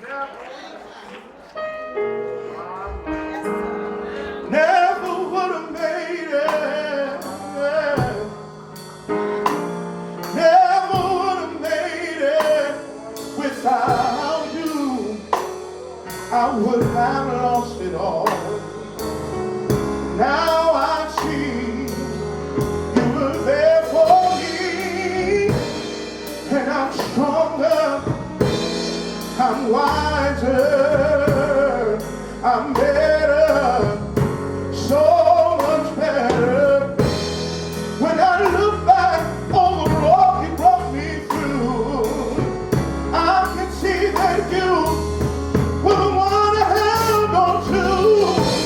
And I'm stronger, I'm wiser, I'm better, so much better.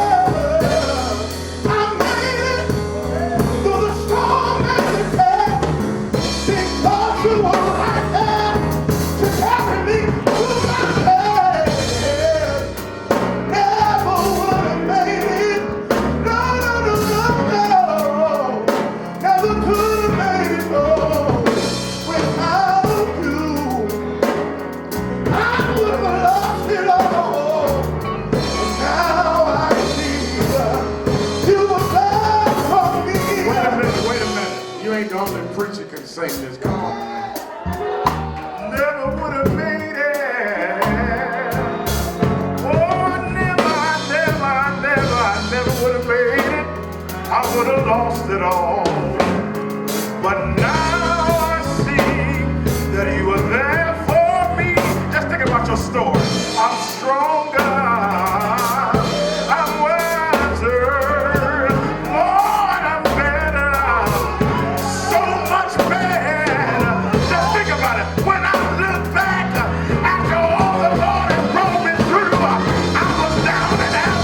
Thought I couldn't get well, but he pulled me through. I'm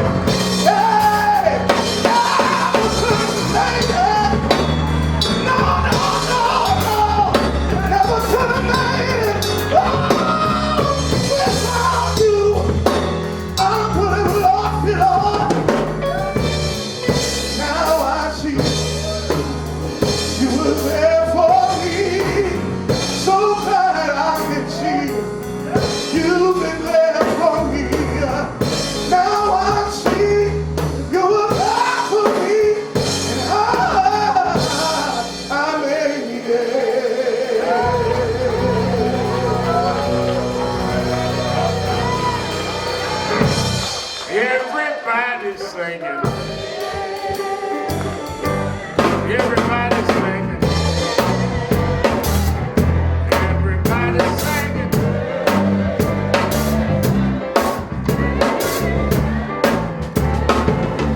Everybody's singing.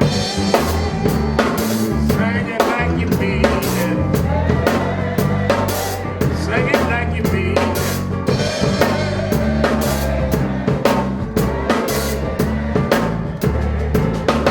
Everybody's singing. Everybody's singing. Everybody's singing.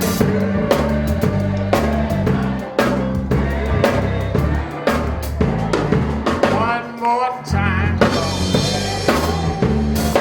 One more time.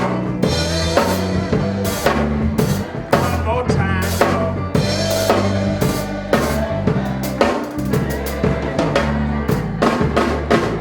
I'm opening the doors of the movement. There may be someone in the auditorium today. You hear us on the radio, you see us on television, but you never became a member of the National Action Network. Never put your name on the rolls. If you're here today, I want you to come down to me and let us sign you up and put you on the roll as a member of the National Action Network. All you have to do is come to me and we'll take care of signing you up. Come on, everybody singing. Everybody singing. Everybody singing.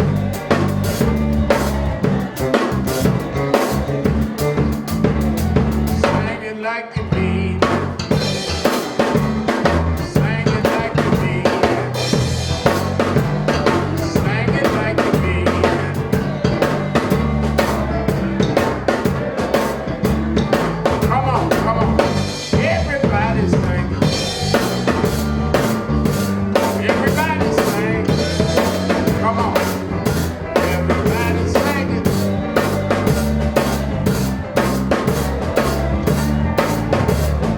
One last time.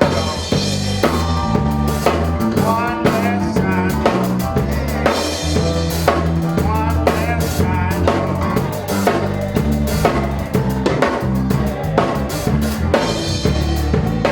Everybody's singing. Everybody's singing. Everybody's singing.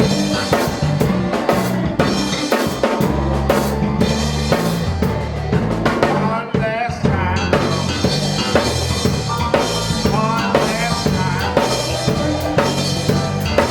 One last time.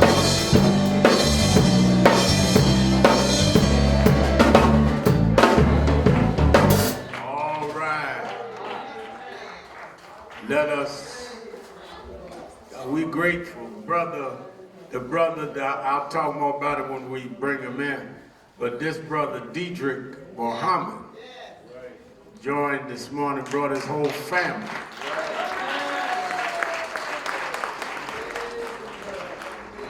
And Diedrich was on staff here for many years, traveled all over the country, all over the world.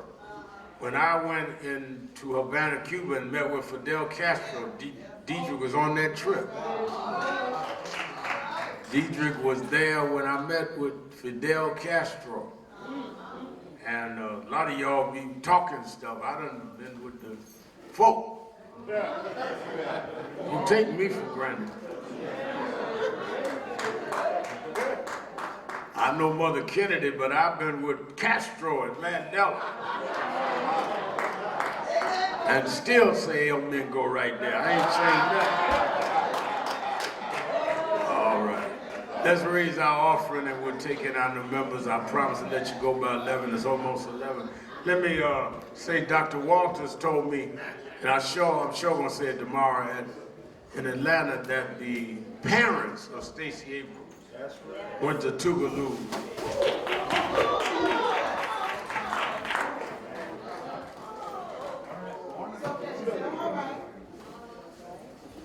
You all right? All right. The parents of Stacey Abrams went to Tougaloo. And that's a result showing from generation to generation. A guy the other night, you know, one of the things I always try to tell our young people, and I'm so proud of our huddle group does it. And I saw some of them down at Morehouse the other night when I was there. Some of our huddle. Is that movements and progress is made with continuity, not with competition. Right. A guy the other night, Cassius did I'm gonna show it to you, a drawing of Reverend Jackson and I. And it shows, you know, Dr. King was 12 years older than Jesse. Jesse was 13 years older than me. I'm more than that older than you, but we need to just pass this down. Rather than see other, you know, folk be talking about, well, so-and-so in my way. Ain't nobody in your way. If somebody in your way, that means you haven't found your way. If you find your way, can't nobody block your way. So every time you hear somebody say somebody was in their way, you know they was lost. That a hashtag, actually. When I started National Action Network, there was no National Action Network. There was nothing like that. When we came up to Harlem, we had $200. And 180 of that was Attorney Hardy. I had about 20 and a token. But we built this. Wasn't nobody in my way but me. Wasn't nobody in his way but him. And here we are 31 years later.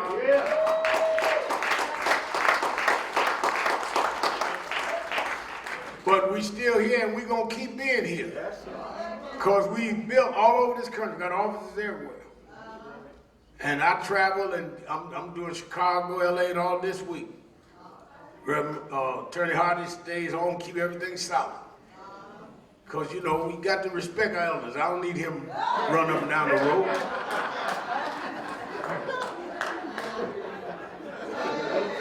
Y'all help him walk off the stage. It's your fault trying to have this old man walk off this stage. You got to have staff meet about that. At a certain age, you can't see the step. Let's raise our offering. Y'all know I wasn't going to let Hardy get away with that. Oh, he going to be glad I'm going to Atlanta because he know I'll be on him all week on that. I hope y'all got that on tape, JT. I'm gonna put that on my Instagram, JT. You got it?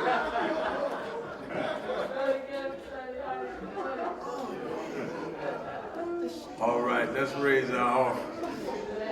Now I can't put on Instagram. The vice chairman of the board is here. She will call me in front of the board. Some things they do not allow. All right. Let's raise our offering quickly. You that have not gotten one of Emerald's books, Emerald's in the house. Y'all make sure y'all read that book. She gave me one. I read half of it on the plane going where I was going last week. I'm going to finish it tonight on the way to Atlanta.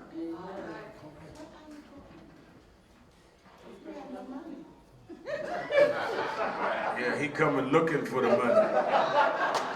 That's my grandson. That's right. Put some in. We took him to Howard with us. All right.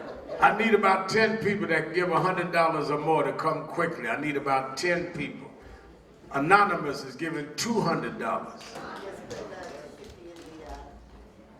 Guardians, $100. Jenny Jones Austin, our vice chair, just put $250. Corey Weiss, $100. Deacon Sam Taylor from St. Luke, $100. Terrence Floyd, $100. Attorney Smelcom, $100. Winston Gilchrist, $100.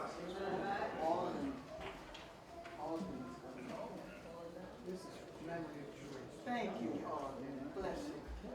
Bless you. Bless you. Brother Davenport, $100. My friend for many years, Brother Alden. Come on, Alden, raise your hand. Say he's giving 100 and giving 500 in memory of Teresa Freeman. $500.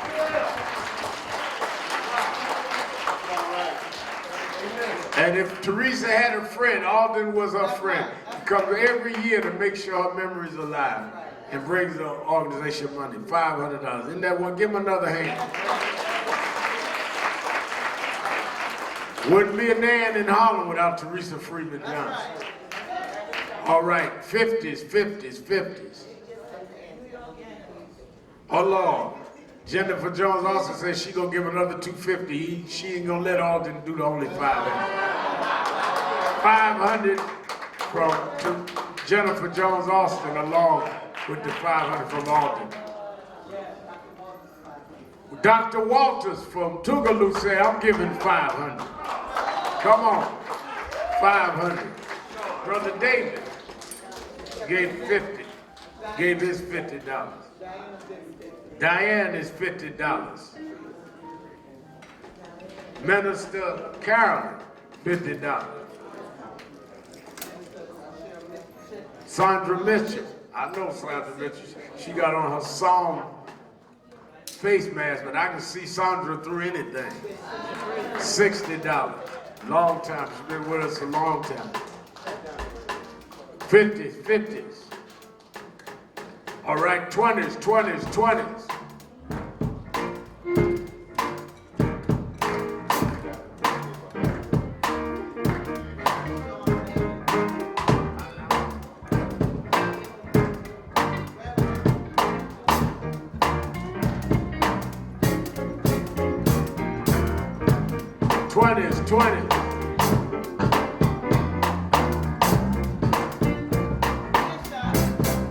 Everybody.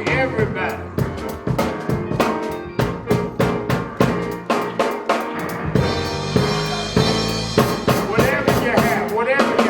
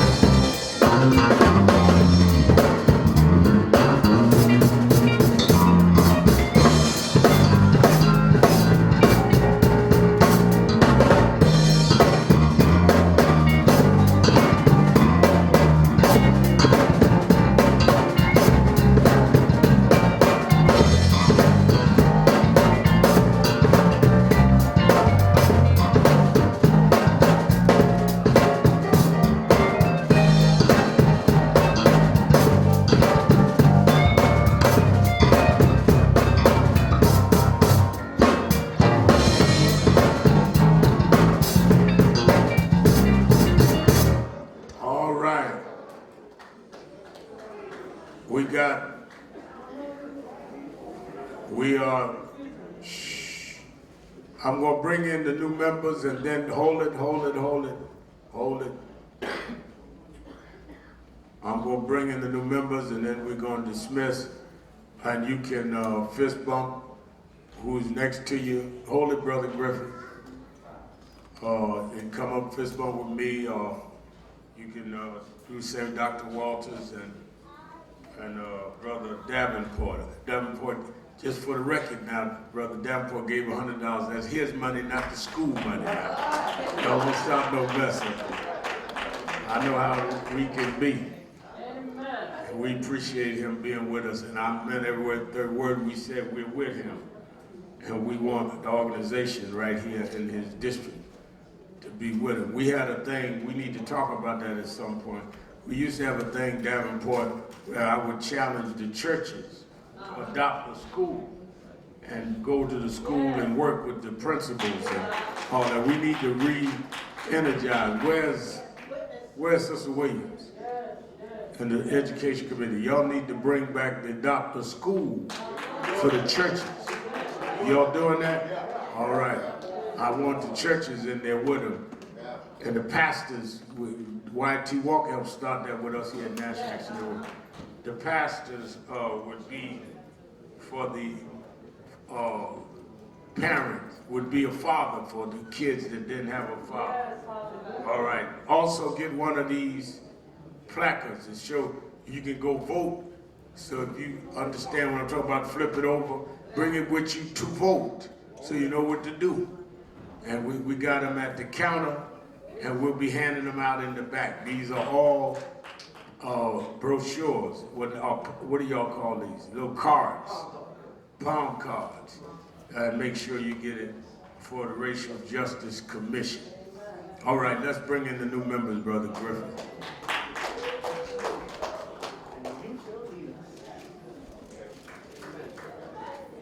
Give them a big hand as they come. Give them a big hand.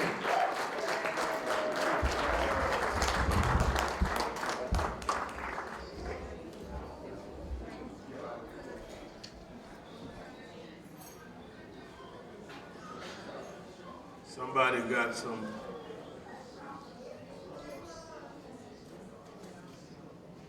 All right. When I call your name, raise your hand. Earl Jones Sutton. He stepped out, okay, but I think we got his stuff in the back. Yes. Diedrich Asante Muhammad. Yes. Monica Reed Asante. Ella Asante. Jemison Asante. Let me tell you that we are real proud. I don't know in the 31 years of National Action Network, one that was more loyal and hardworking than Brother Diedrich. And we are glad to see him. This is his home. He helped to build NAN. And he's gone on and doing great work. Never left the movement. I keep up with him, his writings and his insight and his policy analysis is unequal. And you ought to be proud of how brilliant your father is and your husband is. He has an analytical mind and a policy-driven spirit that is unequal. He learned it all from me, but no, I'm so happy to have y'all as members. Turn and face the audience and welcome them. Welcome them. Welcome them to the National Action Network. Give them a big hand. Give them a big hand. All right. All right. Glad to see you home, DJ. Yes, sir. All right. All right, let us all stand. Amen. Sing grace. How sweet the sound that saved a wretch like me.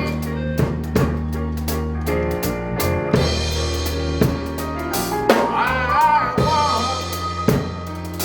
was lost, but now I'm found.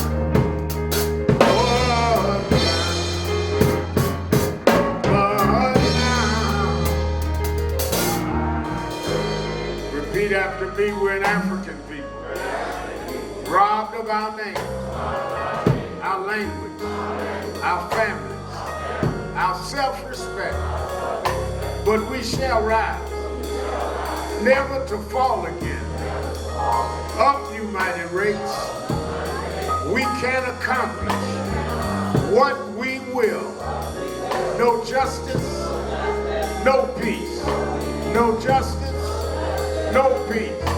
No justice, no peace. Fist bump with the one you elect to. Fist bump with me before you